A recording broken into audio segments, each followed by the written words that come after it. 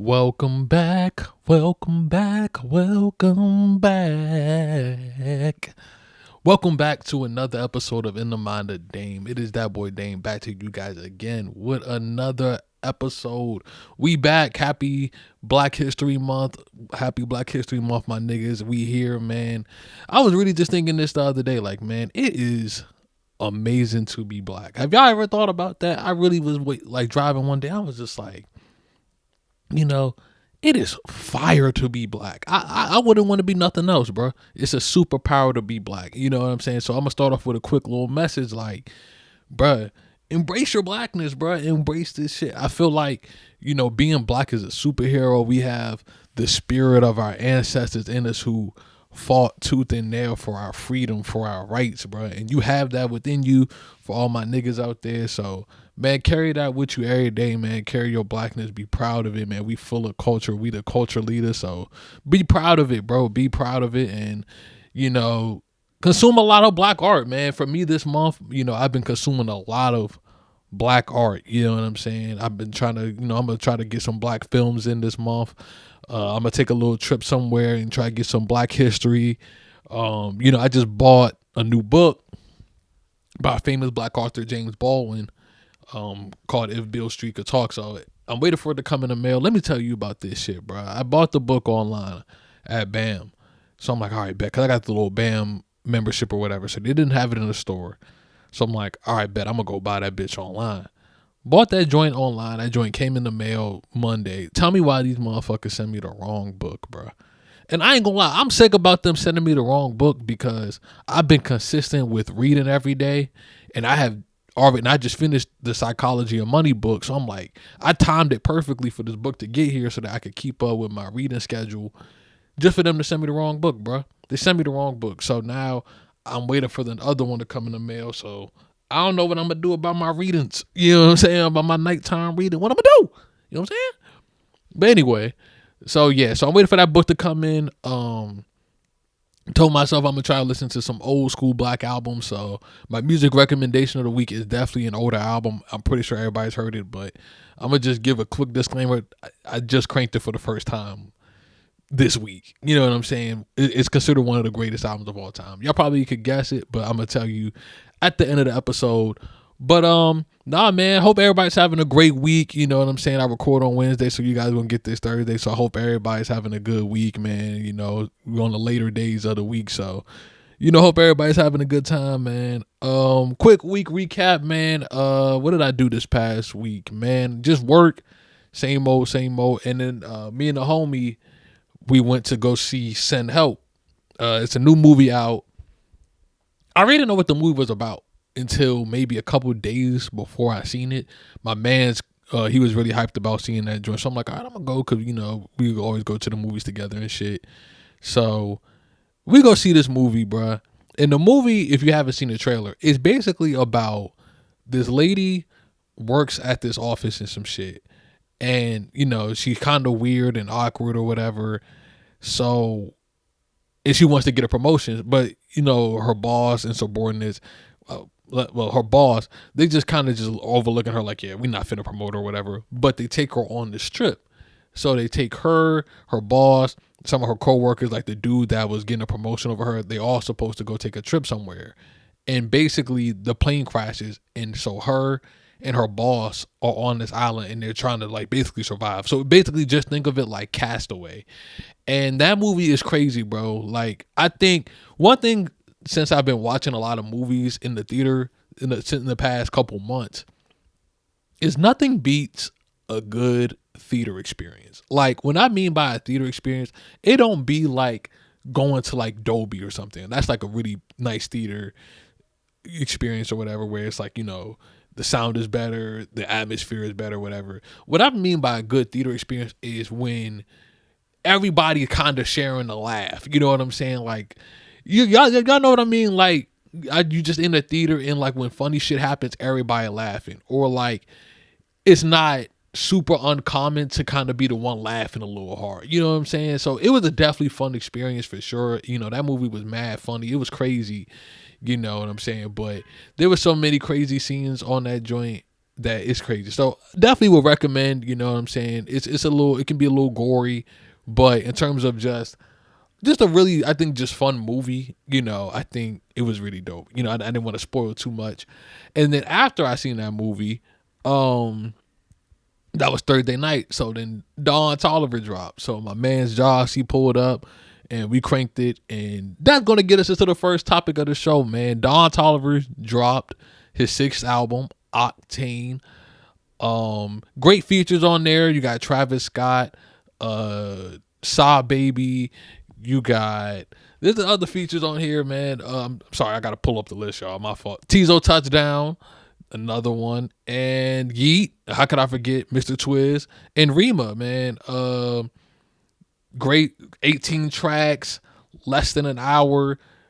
I really enjoyed this album, honestly. You know, I think Octane for me, this is one of my favorite Dawn albums. I gotta admit, you know what I mean? I feel like Heaven or Hell, I don't really know if I'm ever gonna move it from number one just because of the nostalgia. But also, you know, it's just to me the album that I think has the most hits on there, the most sting power, where I'm like, yo, like these are, to me, there's records on Heaven or Hell that I feel like I think are career defining. Like this is where I feel like Don stamped his, to me, his greatness. Like I'm a huge Don Toliver fan, so I'm kind of listening to Heaven and Hell and I'm just like, man, this is where I feel like he made his mark, you know.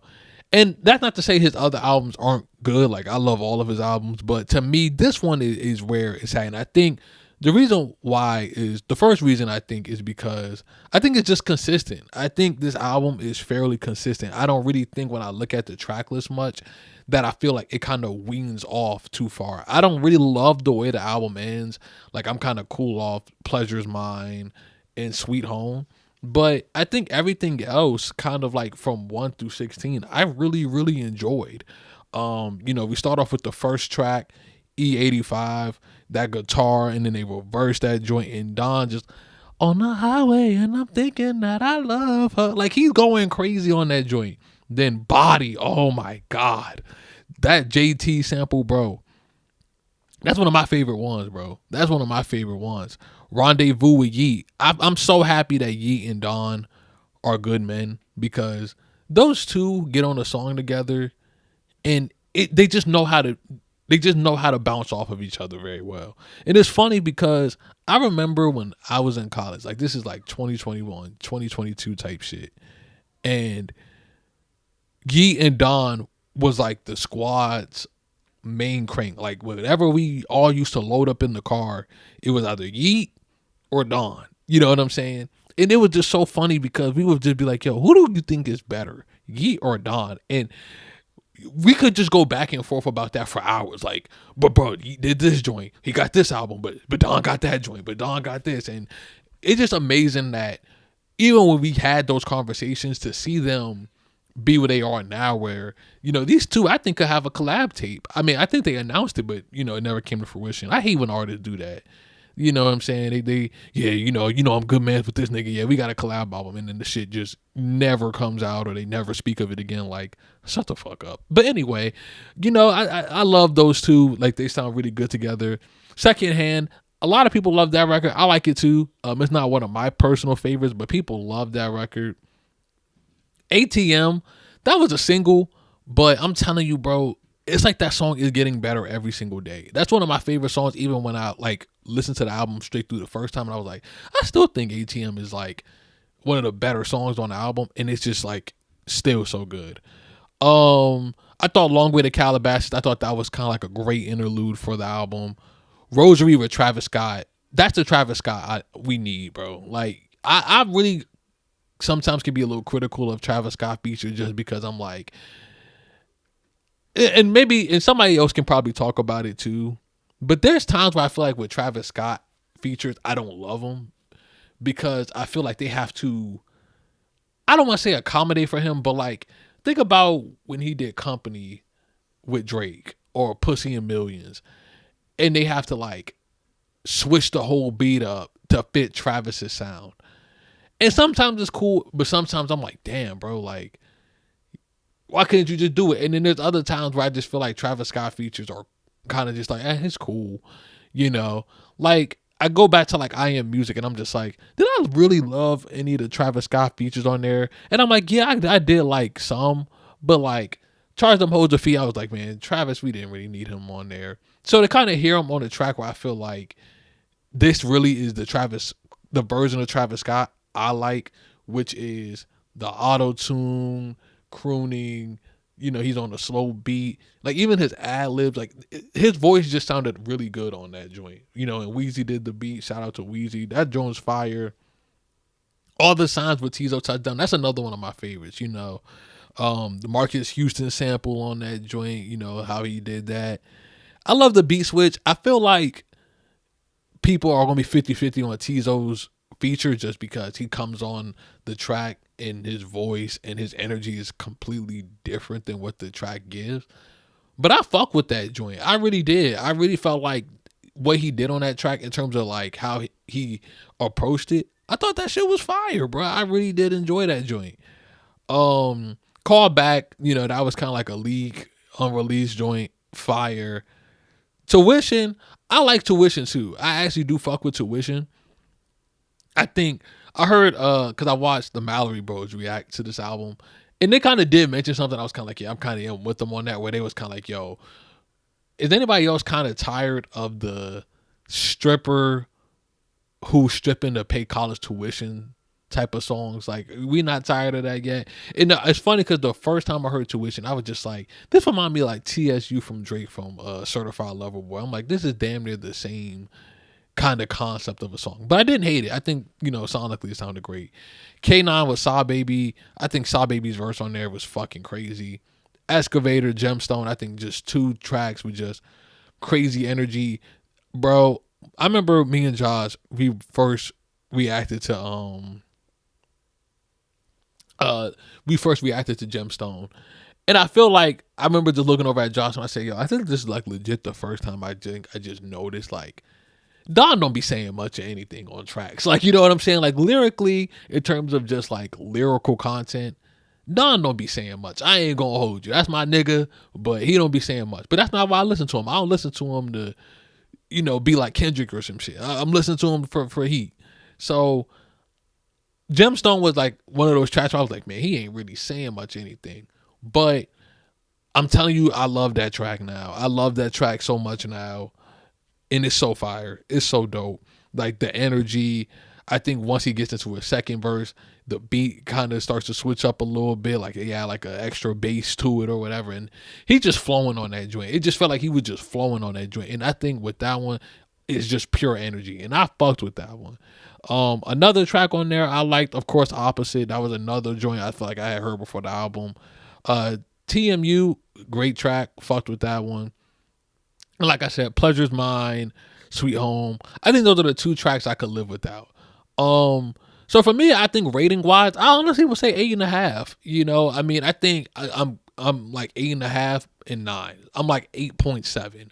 I think this album is really good, man. I think Don's, you know, I remember there was kind of something where he said he recorded Octane in this fucking space, whatever thing. I don't remember exactly where he said he was kind of in and working on the album at, but it was kind of like this space type of thing that was used whenever. I don't remember, but I feel like this is the most original I think I've heard Don, and I think it sounds crazy, but I think with Don, it was like he was kind of fucking around with sounds on his other albums that I feel like, not that he's done before, but mostly shit that I feel like, okay, this sound is already kind of here and this is Don's spin on it. And I'm not saying that the production on here or that this is like the most original thing, but I do feel like this sounds like the most like, hey, I kind of worked on this, the atmosphere I'm in, being in this like space,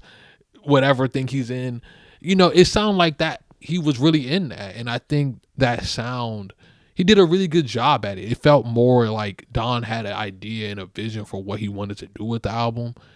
And I fucked with it. I really thought it sounded really good. I think also too, another thing, that makes me really fuck with this album a lot is I feel like in albums, and I'm just kind of just talking about how sometimes I rate albums or review albums.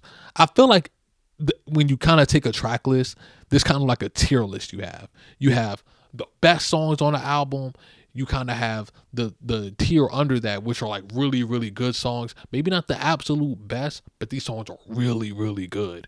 You know what I'm saying? This is probably the joints you would say are the most underrated or the least appreciated joints. And it's like kind of like tier two where it's like, oh, these songs are really, really good. And then you kind of have like kind of tiers below that you can kind of put in whatever definitions that kind of fit under those, right? And just kind of keep working your way down. And I think with Dawn albums, there has kind of felt like there's maybe a certain point in the album or there's certain tracks where it's like, okay, yeah, I really am not feeling this part of the album. Like I kind of go back to Life of a Dawn where I'm kind of like, I can kind of point out I'm not the biggest fan of like 2 a.m. or Get Throwed or something like that, right? And even though I don't love the last 2 songs, I feel like even then I had 16 straight tracks where I was kind of like, I will say this, on Octane, the best songs on here, do I think they're the best songs in like Don's discography? I don't. I really am trying to think like ATM, Body, like are these some of my favorite Don Toliver songs ever? No. But it could maybe grow into that. But even then, when I kind of look at that tier 2, there's a lot of songs I really am put in there. Like it's not like a very short list. I feel like the overwhelming majority of the project kind of fits in that tier 2. You know what I mean? When I think about a song like Rosary, that's kind of like a tier 2 track to me. Is it the best on the album? No, but it's fucking heat. You know what I mean? And I love the record. And I feel like that's kind of where I think I like the album a lot, is just because I think for me it's just a consistent listen of just good music. Like there's not many things where I'm like, man, I really don't even want to listen to this song. You know, the album really has a lot of consistency in there. And I just think that the album is just really dope. Like I said, just the space feel to the production. Really just added something to it. And like I said, it just made me kind of listen to it a lot more. Like, you know, you don't really have like, I feel like this Travis Scott. Like I feel like there's still going to be things in his music that is very much influenced by Travis, right? But he doesn't sound like the dude that's signed to Travis. You know what I mean? Like it doesn't sound all the way like that. It sounds like Don is coming more into his own, and I fuck with it. It's kind of crazy, right? Because I think, you know, I was so hyped about the album that I remember leaving that car when me and Josh came to the first time, and I was like, yo, you ain't gonna tell me that this album is not heat. You know what I'm saying? And I'm kind of putting on a conspiracy theory hat right now. So I'm going to try to list out this conspiracy theory I've been kind of thinking for a minute. And I might have talked about it on here, but I really feel it now. But I remember like kind of listening to the album, and I left the car with Josh, and I was like, man, nobody can really talk shit about Don. You know what I mean? Like I hold Don, that's my nigga. So I'm like, nobody can really kind of say this album sucks to me. Like I watched some needle drop reviews of Don, and Don Toliver has been getting 4s for every album. He has not left a 4 out of 10 for any Don Toliver album. So I'm like, God damn. So even for me, I was like, okay, he probably won't give him a 4 again. And then I feel like I got on Twitter, I watched a couple YouTube reactions, and people were a little more critical about this album than I thought it was. I really genuinely was like listening to this thing, and I said, man, you have nothing to neck. Like this shit is heat. And if you want me to be honest, here's what I think it is. I think, and like I said, I might have mentioned this before, I really do feel like the Travis Scott and Pusha T beef is more prevalent in how we receive Travis Scott's music, Don Toliver music. Let's just say Jack Boys, and let's just remove Sofago from the conversation, because I think Sofago's kind of been safe because he hasn't dropped much on Jack Boys. Like he's still kind of like the new face in the group. But I feel like it did. I remember when, you know, Clips dropped last year and they went on a press run, and, you know, So Be It and everything. And there was kind of like words being exchanged between him and Travis. Like he was like, I don't really fuck with Travis, you know. And then Travis Scott kind of did something that I really didn't like as much, which was I think he tried to kind of low-key step on Pusha T's release or whatever with the Jack Boys 2 release. And I actually like Jack Boys 2. I don't like it more than the first one, but I do like Jack Boys 2. I thought there were some great tracks on there for sure. But it almost felt like nobody gave it a fair shot. And it's not to say that people don't have a right or a voice to say, hey, I didn't really like that album. But it kind of felt like Pusha T saying that and then having a great album. It's like people were like, yeah, I'm with Pusha T on this. And then it's kind of like fuck Travis Scott. And not just fuck Travis Scott, but we don't really want to hear that lane of hip hop no more. We on real rap shit. We on bars, nigga. And I'm kind of thinking about it. I'm like, man, but I still kind of like this sound. Like, I still like Travis Scott for what he does. And I still like Don Toliver for what he does.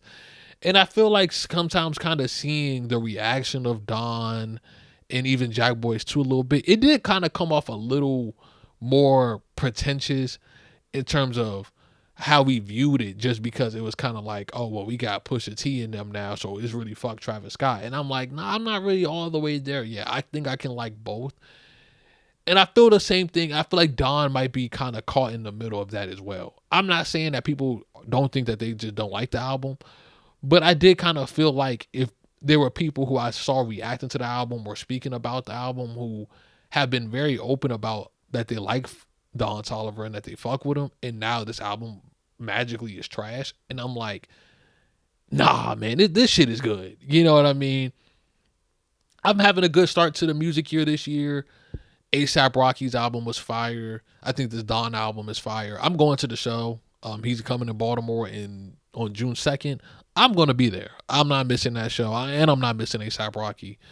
So yeah, I really fuck with this album. You know, we got J. Cole on Friday. I'm super excited about that. Just seeing, you know, he was announcing 24 tracks. I'm like, God damn, man. But you know, he said he was intending for this to be his last. So I guess I understand the 24 track joint. But god damn, that's a lot of music. But yeah, shout out to Don, man. Another great album. I know, like I said last week, I feel like he kind of mentioned that he was going to take a little bit of a hiatus from music, and you know, I think it's well deserved. You know what I mean? I can't.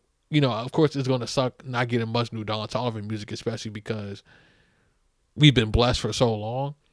But I love to hear that at least maybe before he maybe takes a step back from music for a little bit, that the album that he put out before he does take that step back, it sounds more him. It sounds more like, hey, I have this idea and this is kind of what I want to do with it. And that's not to say that his other albums aren't creative. Like, I think Hearthstone Psycho is creative. But I guess for me, with Octane, to me, there's not much of this sound that I feel like you're hearing now, and it sounds like Don Toliver's hopping on that shit. Like, I feel like with Hearthstone Psycho, it was kind of around the time where we was in a rage in a rage scene. We were like, Yeet and them was going crazy. So like Don kind of being good at it, him hanging out with Yeet, and you know, kind of maybe, you know, learning a little bit more of the sauce, and then the rocker shit. You know, everybody was kind of on the rock star thing. I think it kind of did make me kind of say like, okay, well, Don Toliver is good at this sound, low key, but you know, like it's cool. You know, it's a great sound and everything, but I don't know. I don't want to say he was hopping on a trend, but I do feel like I wasn't really missing more rock, rap, fusion when Hearthstone Psycho came out. I was just like, yo, like this kind of sound or this kind of lane, I already kind of listened to it, and on top of it, there's enough niggas. You know what I mean? This one to me sounds really dope. I really do fuck with this one. Like I said, there's some great energy on here. I think some of the R&B cuts on this joint is fire. You know, he there's some shit on here, yo. Like, there's some shit on here. That body joint is fucking crazy though. I gotta keep it a buck. That joint is fire. But shout out to Don. Shout out to Don, man. Hopefully, hopefully y'all come to the tour, bro. I think this tour is gonna be fire. I think this tour is gonna be amazing. All right, bet. Let's switch to the next topic. So y'all know me, bro. I kind of opened up about it maybe about 2 pods ago. Man, sometimes when I get fried, I just do random shit. I would just do random shit. If I happen to scroll on Netflix and I see something that's intriguing, I might just fuck around and click that joint. And one thing that I did one time when I got fried was I kind of rearranged my Instagram page. So I used to have highlights of when I was in college. Like I used to have a whole highlight dedicated to my time at UMD. And one night I got fried and I rewatched it and it was like a trip down memory lane. I'm like, yo, I remember all of this shit, right? So I got fried one night. I'm like, man, I'm gonna just go through my whole archive because I was thinking about actually redoing my Instagram page again. Maybe just redo some of the highlights and stuff like that. And so I go to my story archive. I scrolled all the way up to basically my first ever story I ever posted on Instagram. And I've got all the way, so this is like 2020. I got all the way to, I think, towards the end of 2021. I had clicked through so many stories, so many memories, and dead ass, I started crying. I'm not even finna sit here and hold you. And I think for me, the reason why I'm bringing up this topic is one, it just kind of goes to show you how much shit can change in your life and how fast life is. There's so many memories and moments just in that 1 year frame that I'm like, yo, I remember this, I remember that. Like, just so many memories from that time in my life. And I'm just like, yo, look at this kid. You know what I mean? I'm looking at a younger version of myself. It literally felt like I was watching like a documentary of my life. I remember just so many memories and stuff like that. And I think it was just crazy to just keep looking at it and just seeing this younger version of myself who was in a completely different phase of life. You know what I mean? At 2020, you know, I think I was, at least when I started posting stories and stuff like that, that was like my last year at community college. I seen, my UMD acceptance letter in the archives and just everything. Just the build up to me getting there, moving in with my homies. Like there's videos from our very first night living together and I got super drunk and like threw up and everything like that. I seen videos from that day. And you just go through it, like when I started at the Walmart closer to school, and I'm just like, yo, like this shit is crazy.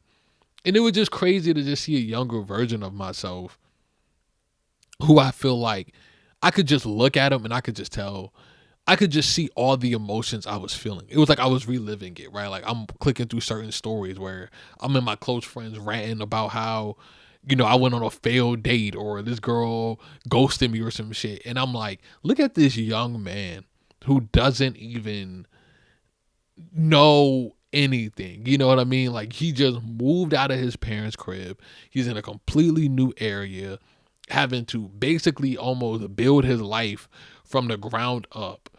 And his homies are up here with him. They're hanging out. And he's trying to come into his own, learn more about himself, have another glow up, learn how to talk to girls at the bar. And I think just looking from then and then like facing the mirror that I'm standing in front of, like currently today, that shit was crazy, man. It was super emotional because there's so much I learned in the past 5-6 years that I feel like I just could not have imagined learning these lessons and being the person who I am today without those experiences. And then having this digital recollection of, damn, look at all of this shit. I remember this moment. Like I learned that from this. And seeing it happen in real time, seeing the mistakes I made, seeing me, like I said, like there's just videos of there. Like if you've been in my close friends for a while, bro, there's videos of it in there of me just losing my goddamn mind. You know what I'm saying? The first time of me getting high is in there, and it's just beautiful, man. I remember my first week, but when the COVID opened up, and it was the first week of the semester, and my man Justin came up, and just how much we loved Way Too Sexy, and I'm replaying these memories and everything like that, and I'm just like saying to everybody, man, if you actually have that, go through there and just look at that younger version of yourself. Go through them and really watch your younger self process shit. You know what I mean? Process shit. How he lived or how she lived. You know, because we got girl listeners. Hey y'all. And just look at how you used to think about shit. Look at the decisions you made, how you used to spend your life, and then you get to look at this current version of yourself, and you're like, this is how I became who I am today. You know what I mean? It was really, like I said, it was really emotional. You know what I'm saying? And it honestly inspired me to want to start documenting my life more. You know, I'm in a phase of my life right now where I'm a young adult trying to figure this shit out, trying to figure out, you know, what is truly important to me in terms of how I want to live my life. You know what I mean? I think for me, I'm literally trying to just figure it out as I go. You know what I mean? Do I care about money? Do I care about lifestyle? Do I care about job titles and status? Like what really truly matters to me? And I think kind of going through the younger version of myself and seeing some of those core memories, it's almost like I'm trying to look through the younger lens of myself to figure out, okay, what mattered to me back then. You know what I mean? What mattered to me back then? What did I prioritize? Was I happy when I prioritized that? You know, and just kind of just trying to look at my life in reverse. And it's been emotional. I can't wait to look at some more. I sent some videos to some of my friends like, yo, you remember this shit? It's been dope, man. It was really dope. So I just say, man, just go back and look at some of those moments from your younger self. I think you'll really be surprised at how far you came. You know what I mean? You'll be genuinely surprised at how far your mind has expanded, how much knowledge you've gained. Shit, I even think about just looking at myself physically. Like I had a curly fade, you know, where my hair was curly and it was a fade, and different glasses, different swag. And now I look at myself now, I'm like, yo, I got fucking dreadlocks. Like, what the hell? Like, I got dreadlocks. I don't got earrings no more. I literally do not wear none of these shoes anymore. I literally am in sweats and hoodies all the time. Like, I just prioritize fucking comfort over swag. And, you know, I'm a lot more confident in myself than I was pretty much any time when I was in college. So it was just fun, man. It was fun to see memories with my old friends, whether they were friends from college, and it was just super emotional seeing like some of the people who I just don't get a chance to speak to as often. Um, yeah, it was just dope, man. It was dope. I would recommend anybody go out there and do it, man. You really, I think, would be genuinely um surprised at just how far you came, bro. All right, bet. Next topic, I'm gonna get a little football in. We got the Super Bowl coming up on Sunday. I am excited for the Super Bowl, and I think this is. I kind of heard something say where there was like, there's not as much energy or life around the Super Bowl, and I get it. You know, we're kind of looking at two quarterbacks who I don't think are superstars, to say the least. But I do think we have a good game on our way. And I think there's so many great storylines in it that I feel like I think we'll get to enjoy. I think seeing, you know, my favorite story is the Sam Darnold story. I think the Sam Darnold story of a quarterback who was touted, you know, top 3 pick. You know what I mean? You go to a franchise that's been struggling for years on end. You go there, it doesn't work out. And it feels like the league just kind of just forgets about you. Fuck him. He didn't work. He's just another one of those first round busts. And you bounce around from team to team. Carolina, San Francisco, wherever. You land up in Minnesota and you go there and you're not even the starting QB. They got a rookie that's about to come in, but you're his backup. And the rookie gets hurt. Sam Darnold comes in and wins 14 games. You know, unfortunately, didn't play well in the last game of the regular season that could have got them the division in the home playoff game, and then didn't play well in the first round of playoffs and lost. So this team is basically like, okay, we can re-sign him. He got us to 14 wins. Nah, we cool because we don't think he can win a big game. You go to Seattle and you recreate the same thing you did in Minnesota, plus you get to the Super Bowl. That is wild to me. So I am super interested in seeing how this story unfolds. I was talking to my homie yesterday and I was just like, I really want Sam Darnold to get this because I really genuinely just feel like this is the best chance for him to win a Super Bowl, because I feel like this year in the NFL is kind of one of those anomaly years where it's like, okay, a lot of random shit has happened, but I feel like shit finna get back to normal. You know what I mean? Like, I'm fully expecting a better Lamar season next year than what we got this past year. I don't know. Maybe I'm selling a little too high. I think Joe Burrow might have a healthy year next year, and the Bengals, become the Bengals we know become the Bengals we always know that they have been whenever Joe Burrow is healthy for a whole year. I think Josh Allen bounced back. You know what I mean? Like, I think some of the guys that have been great over the past however many years, the Josh Allen, the Lamars, the Mahomes, and I think Mahomes is going to miss a good portion of next year, if not all of next year. But I'm fully confident that when he does come back, he's going to be Mahomes again. I think he's hearing a lot of the chatter and a lot of the conversation, and he's going to be pissed off. And, the Chiefs are going to be in a position where they can draft some niggas. You know what I'm saying? They're going to draft some guys and bring some guys in that, hey, we might have been down for a bit, but it's going to start getting back up. So I feel like this is the best chance for Sam Darnold to get one, and I really want him to finish this story. The Super Bowl for Sam Darnold would be super amazing. I've never hated the Seahawks my whole life. I've never just been like, oh, fuck the Seahawks. Like, I always thought that was a cool franchise. You know what I mean? I love their fan base. They're passionate. Even in their prime days with Russ, I used to love Russell Wilson and the Legion of Boom.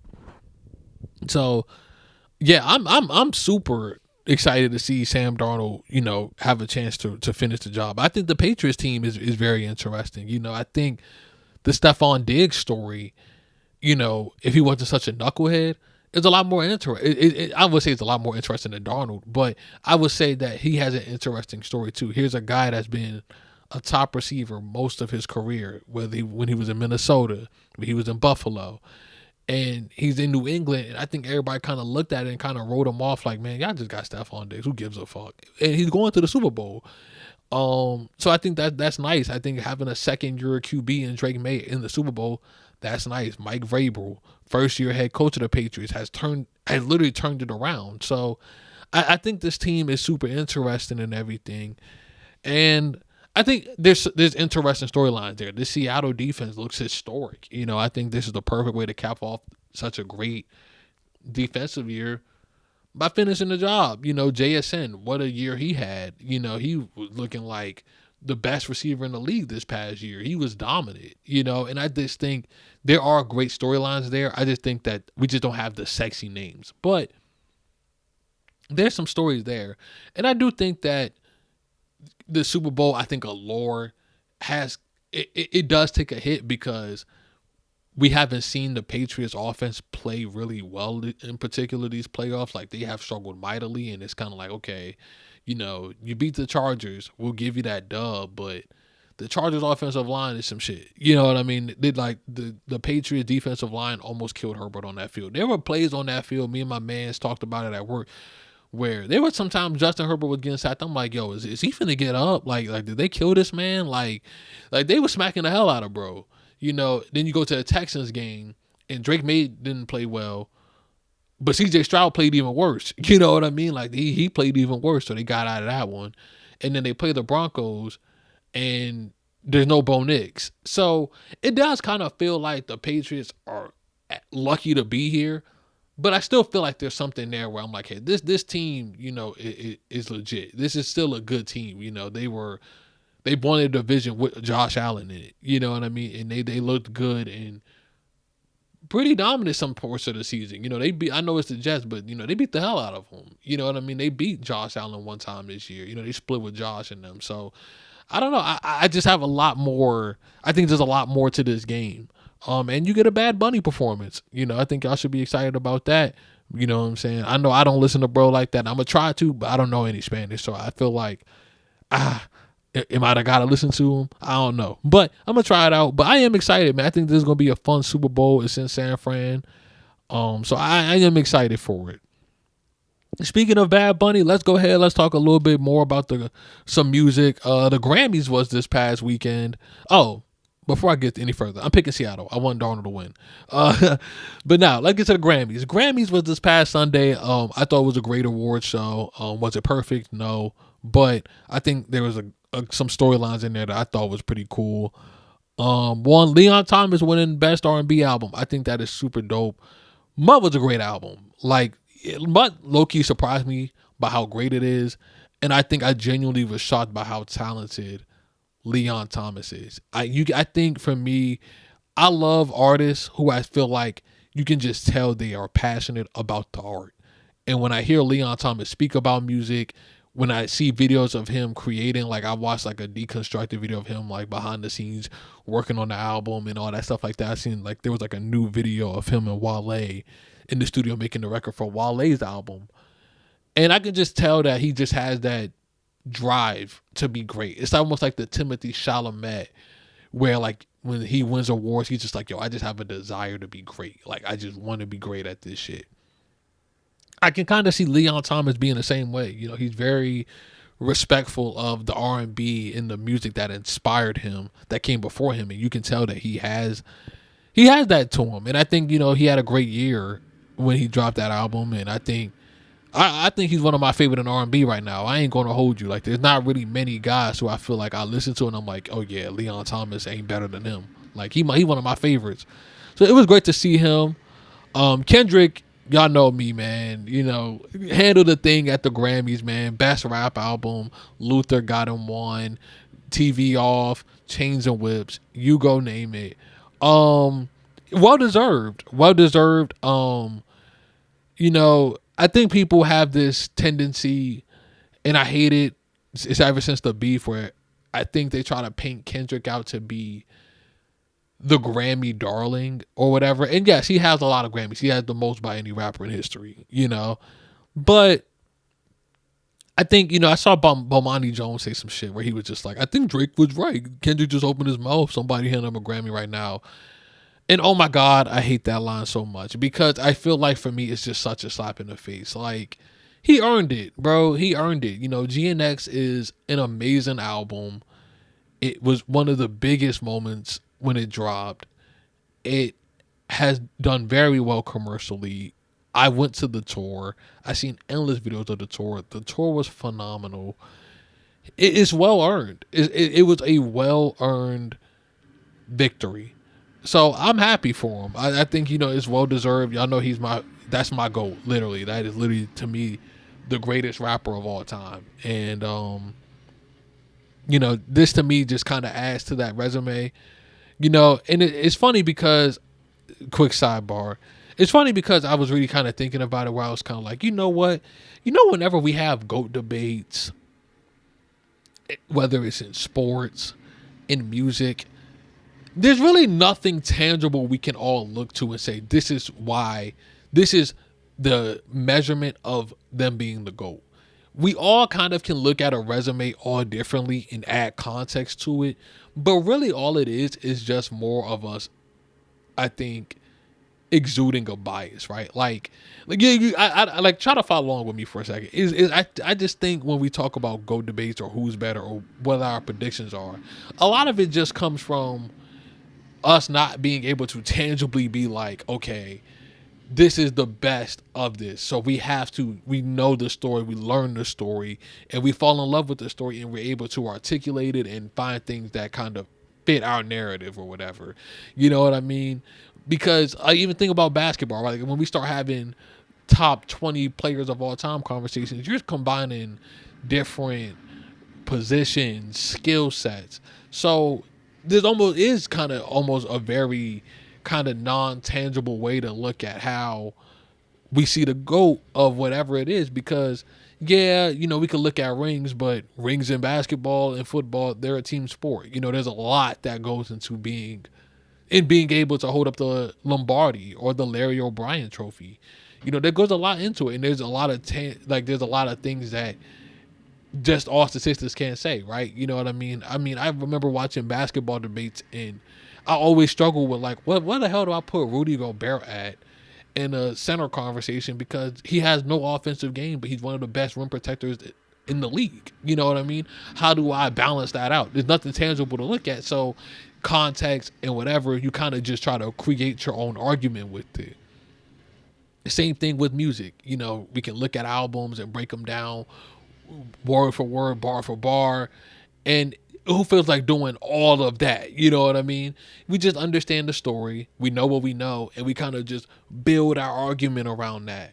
And I feel like, you know, Kendrick just makes it a lot easier for it with having the most the most Grammys ever for a rapper. So it's great to see him have that, you know, and I think, like I said, it's well deserved. You know, I think the narrative kind of being painted towards him as being like undeserving of it, or just, oh, because Kendrick is here, we give him an award. I don't think it's true. I think his music stands the test of time. It has a clear cultural impact, and you ain't finna tell me that GNX doesn't have cultural impact.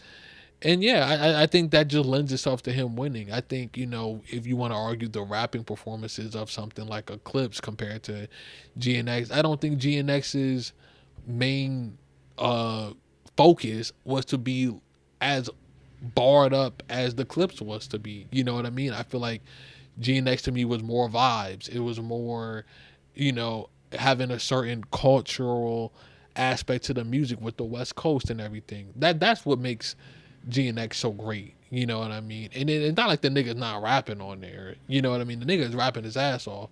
But, you know, I have heard better rapping performances from Kendrick than on GNX. You know what I mean? But well deserved. Well deserved. Was there any other ones? Olivia Dean, Best New Artist. Like I said, last week I kind of just started listening to her, but I feel like it's well deserved. You know what I mean? I think Twitter is just a hateful place, so I've seen a lot of people kind of critiquing her and, you know, just having so much to say about her. And I just think you're just not going to ever make you're not going to make everybody happy. So fuck you, do you. But I think Olivia Dean, I love the space that she's in. You know what I mean? When we're talking about the type of music she makes. And I think that, you know, it's cool that she's not overly sexual. You know what I mean? I think that that's cool. Like, people like, man, that's grocery store music. Well, somebody got to make that shit. And to be honest, she got some of the best grocery store music I've heard in a minute. You know what I mean? And, you know, I just root for her. I think she's great. I think what the lane and whatever fan base or what she's catering to, I think she's really good at it. And I think she's clearly talented. And I'm happy she won, honestly. Folded won. You know, Folded, that song is everywhere. So I'm really not surprised by that one. I love some of the speeches. I love I think his name is Duran. You know, I think he won Best Progressive R&B album. I thought he was great. You know, I thought he was super funny on there. I love Billie Eilish. I love what SZA said. I love what Kalani said. You know, the fuck ice. Shabuzi, I thought he had a good thing.